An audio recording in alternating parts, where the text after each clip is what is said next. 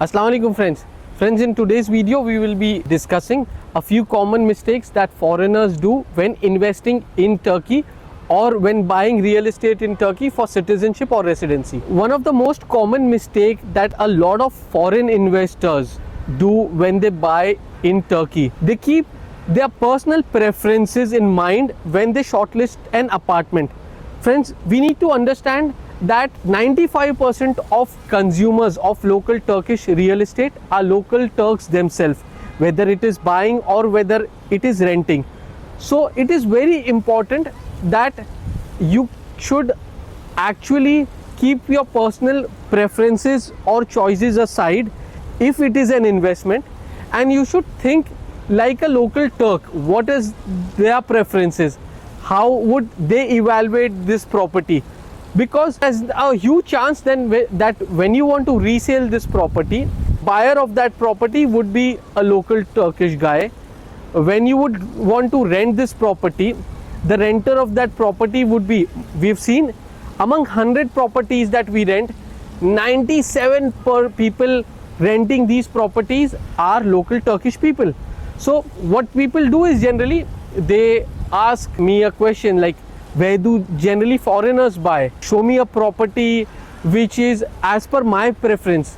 So friends, you should choose a property where a lot of Turkish people buy. You should ask me questions like, where do generally Turks buy? This is the most common mistake that generally people do. They generally keep their preferences in mind and not the preferences of the local market. So you need to think as a Turk when investing in Turkish real estate. Second mistake that generally foreigners do is, especially if you are buying for residency or citizenship, you need to hire an immigration lawyer. Now these immigration lawyer also do your due diligence of the property. Most of the foreigners, what I have seen is they first go and buy a property, then appoint a lawyer. I always recommend foreigners that if you at the end of the day have to appoint a lawyer either to transfer your title deed or to apply for residency or citizenship, you can do this process even when you start buying your property.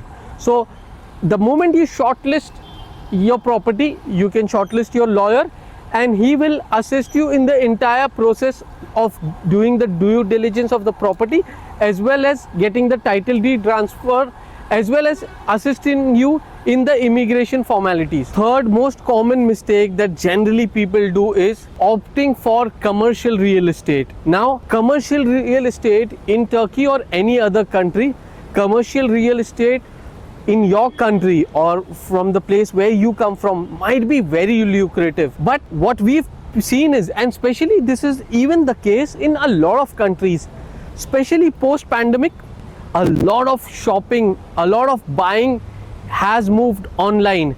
People are not buying from high streets or streets anymore. They are just clicking. This is one of the most common mistake that I have seen people doing. Now commercial used to be very attractive 15-20 years down the line, but now the kind of commercial that is attractive is actually shifting.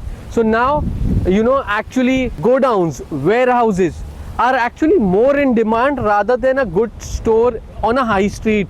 So first of all, you need to understand that the commercial requirement of Turkey is very different to the commercial requirement of a lot of places.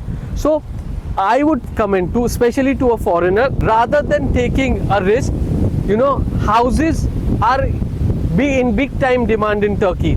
I don't think so.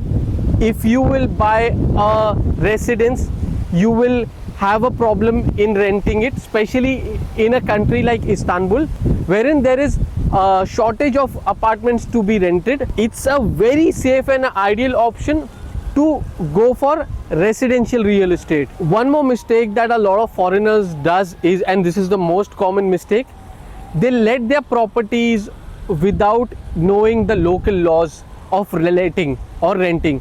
So the local laws of your country when it comes to renting might be different. In Turkey it might be different.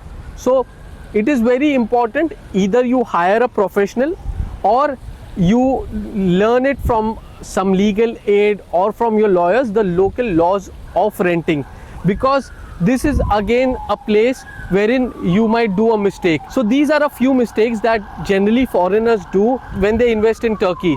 So if you have got any queries or any doubts, do reach us on our WhatsApp. Let us help you all or assist you all with our experience when you all are investing in Turkey. Jazakallah khair for watching us. Assalamu alaikum.